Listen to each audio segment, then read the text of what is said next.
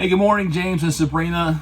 My name is Vernon Brandt, and I'm so glad you've given me 15 minutes, well, maybe 20, to share my story with you and Standing Stone Ministry.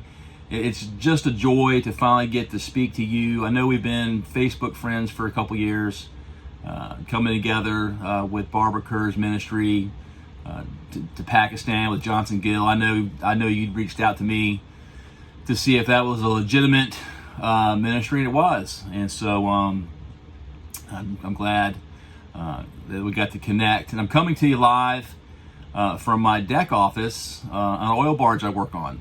I'm a professional mariner.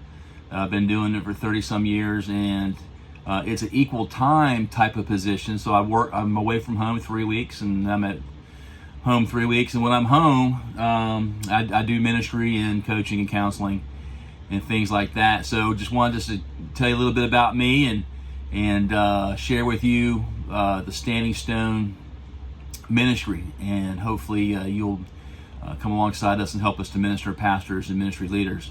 So just to set the backdrop, a little bit of the history.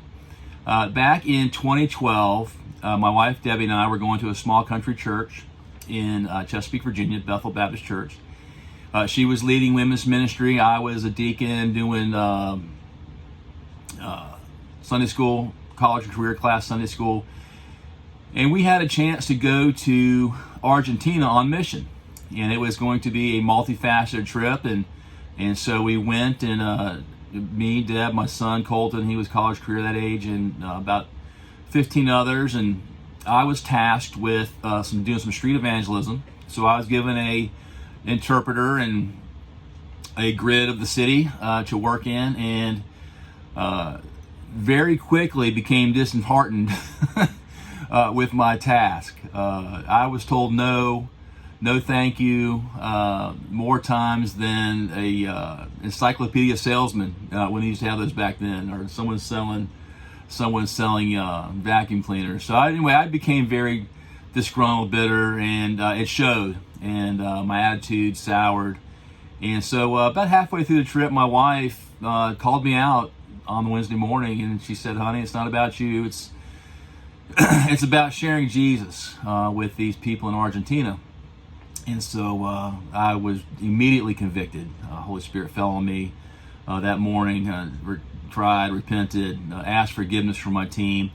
They were very gracious, and the rest of the trip was fantastic. Had a chance to preach in a couple churches with a translator, and I often say the translator must have been a better preacher than me, because they were really good events. Anyhow, came down to the last night, and I was going to a house church, and I thought it was going to be the same, through an interpreter and just preach a message. But this one was different. This was, come meet the American night, because when you're from America, you're famous, even when you're not famous. So it was like Santa Claus with the Easter Bunny. They sat me in a chair and put a chair across from me, and just ran some people through a line. And I got to spend 10, 15 minutes with each person, just listening to their story and sharing my story and a little bit of the gospel. And came down to the last lady about 9 o'clock at night. Her name was Marta, and she was an older woman, had a very hard life, was very bitter. The church there had been praying for her for years. She was not interested in Jesus, and she had reason. And so for some reason she came that night. She talked with me, and we just hit it off. We had a special bond. To this day, I can't remember exactly what I shared with her, other than the fact that Jesus loved her so much that he went to the cross for her and wanted to have a relationship with her, and God sent me 3,000 miles from Virginia to share that truth with her. Holy Spirit worked through that conversation. She gave her life to the Lord that night, and it was a tremendous time. That evening, in my quiet time there, I felt God calling me, speaking to me just like I'm speaking to you. He said, "Vernon, I want to make you a people helper." And I didn't know what a people helper meant. What does that mean? And so next morning I asked my wife Debbie, what she thought a people helper meant, and she said, "Honey, you're doing that already." In my work at working on boats, I was helping guys mentoring guys and just, being in their life. So I, met with my pastor, got some affirmation. He said he could see me doing that. So I went back to school at 40 something years old in 2012. Went to Liberty University online, completed a bachelor's program with coaching, and graduated in 2015. And then I doubled down and continued with the master's in pastoral counseling and life coaching cognate. I graduated with honors in 2017. And in 2018, I launched a nonprofit called Three Strand Incorporated, which comes out of Ecclesiastes chapter 4. We see there where Solomon writes, "The cord of three strands is not easily parted." And it's basically the using coaching, counseling, and chaplaincy strategies to help people just become better versions of themselves.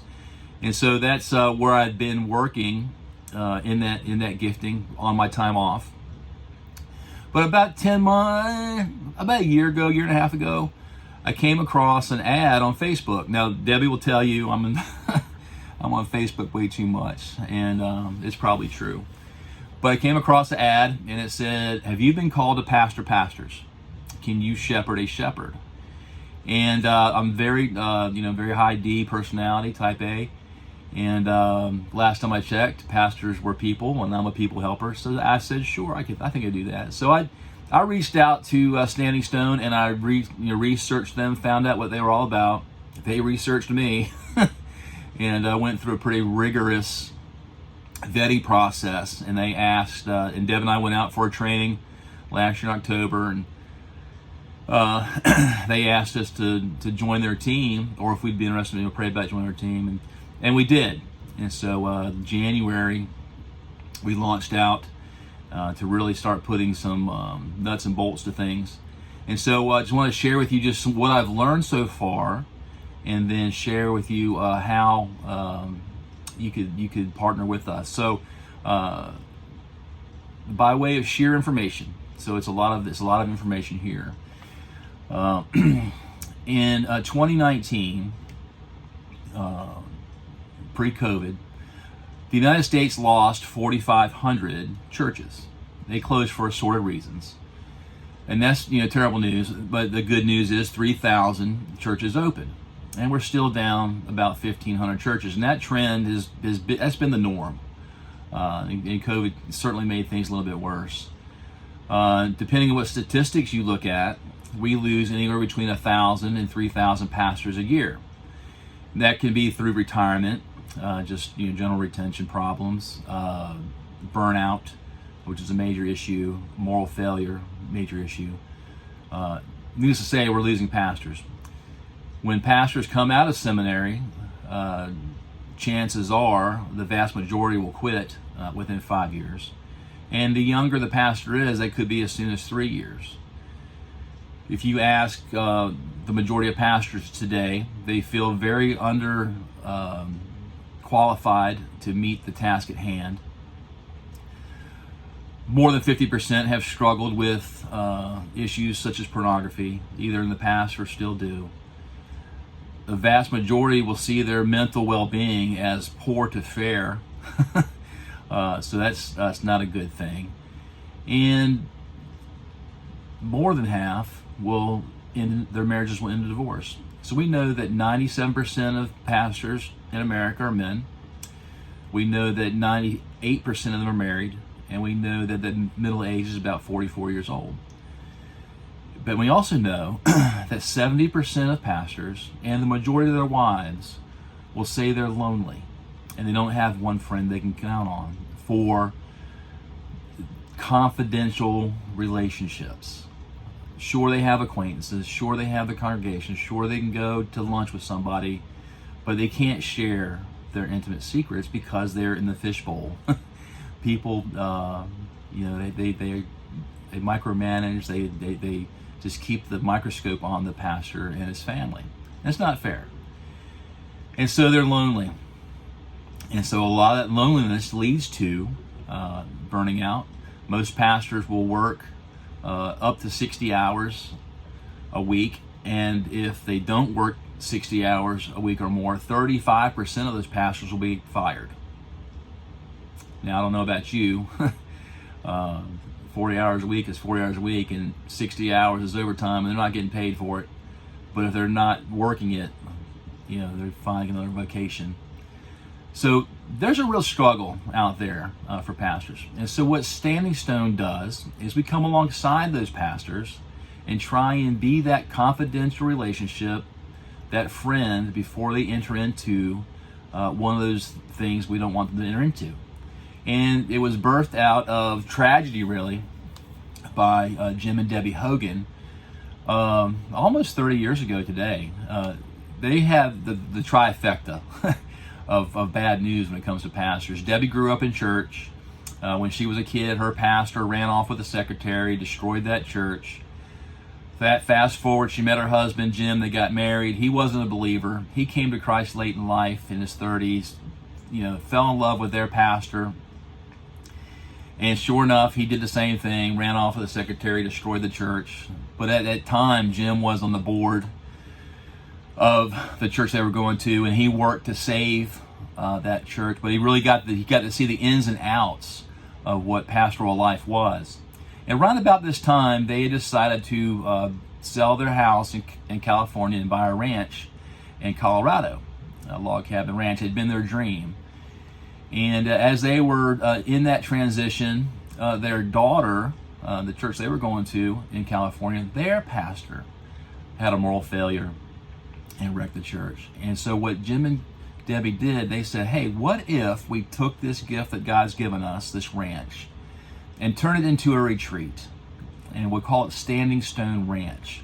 And that's what they did, with the sole purpose of bringing ministry couples to their ranch for a 1-week intensive, just to try and meet the needs where they were and provide that biblical soul care needed to get them back out there. And they were successful. And but they realized that success was just the tip of the iceberg. They needed so much more help. So they had some other friends who had like means and had vacation homes. So they found some partners who would have 1-week retreats all around the country. So, but again, they were successful but couldn't meet the need. So they had to regroup, rethink, re-strategize, and so they designed Standing Stone Ministry, which takes like-minded people and brings them alongside pastors before they need that 1-week retreat. And that's where we are today. Today, Standing Stone Ministries has 200 field shepherds, which is what I am, around the country, meeting some 3,000 pastors on a monthly basis. Now, if we look at statistics, the average church size in America today is about 250 people. Now you have big mega churches, thousands of people, and you have small churches like the one I go to in Chesapeake, Virginia. We have about 80 people in our church. But somewhere in the middle there is 250. So if we're reaching 3,000 pastors a month times 250, well, you do the math, that's 750,000 people who can be possibly impacted for good through a relationship with their pastor, because we believe that a healthy church needs a healthy shepherd, and usually healthy families come out of a healthy church, and we know that communities are made up of healthy families, and I think you and I would agree. I don't know how it is in Mississippi, but in Virginia, I mean, there's communities that are really hurting, and it's because there's not healthy families. So what Debbie and I are doing for 2023 is we are we're in a season of support. And so what we are looking for are some teammates who will support us in one of 3 ways, or in 3 of 3 ways, if I can be as bold to ask. First way that you can support us is by prayer, because we know that nothing happens with any value without first being bathed in prayer. As a prayer partner with us, you just pray for the ministry as a whole, guidance, wisdom, pray for Holy Spirit to lead me or us to just that right person. Pray for those pastors who need help. And in turn, we'll pray for you. I'll be very close to you. You lift your prayer requests up to me, and they'll be shared with our staff. So we'll be prayer partners for sure. The second aspect of a partner is networking.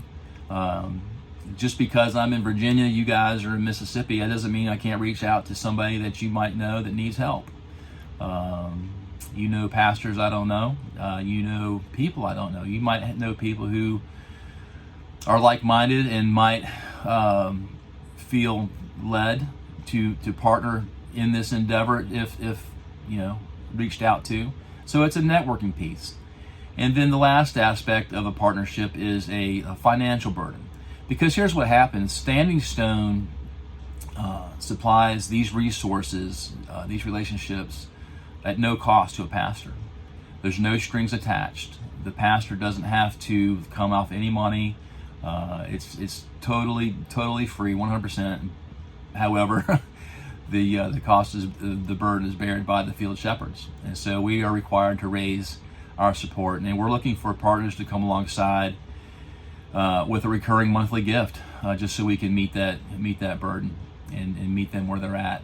So if you can just think about a triangle with God being at the pinnacle and me on one side, you on the other, and then that pastor in the middle. Through those three aspects, we're going to communicate with each other, me to God, God to me, you to God, God to you, and us to one another, and just try and meet the needs of those pastors in America.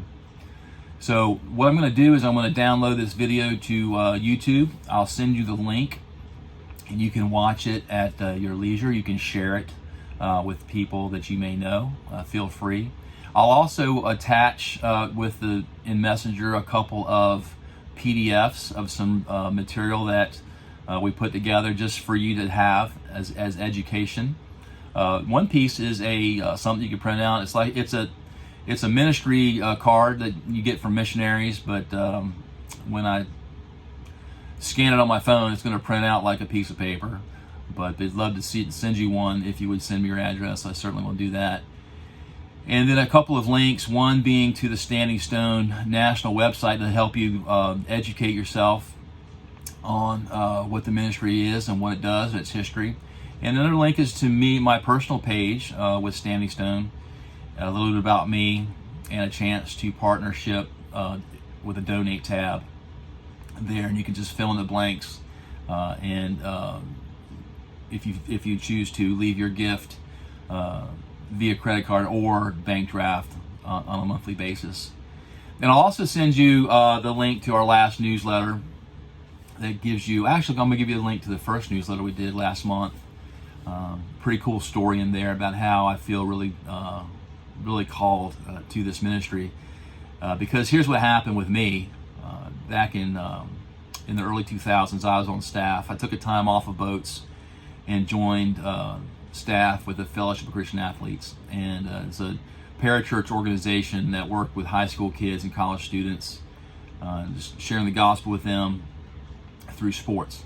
And so was doing really well with that first couple years, but we lost our director. He went to go be a pastor in Carolina, and I was kind of thrust into a position I wasn't ready for as a leader in that ministry. And it was the darkest 2 years of my life. And I had to make a choice to leave ministry or leave my wife. And so I chose my wife. It's the best decision I ever made. But what if somebody like me from Standing Stone back then could have come alongside and helped me along that way, and mentored me and befriended me? I think things might have turned out different. I don't know, but I know God knows, and He has me here in this season just for a time as this. So that is what we're doing. James and Sabrina, thank you again for your time. I just pray that you'll just, if you have any questions, feel free to reach out. I'll leave my phone number. You can text message, call, do whatever. But thank you again. Thank you for being faithful in all you do. I know you're reaching out to people all around the world. So just thank you for that. God bless you. Have a great day, and I look forward to hearing from you soon. Bye-bye.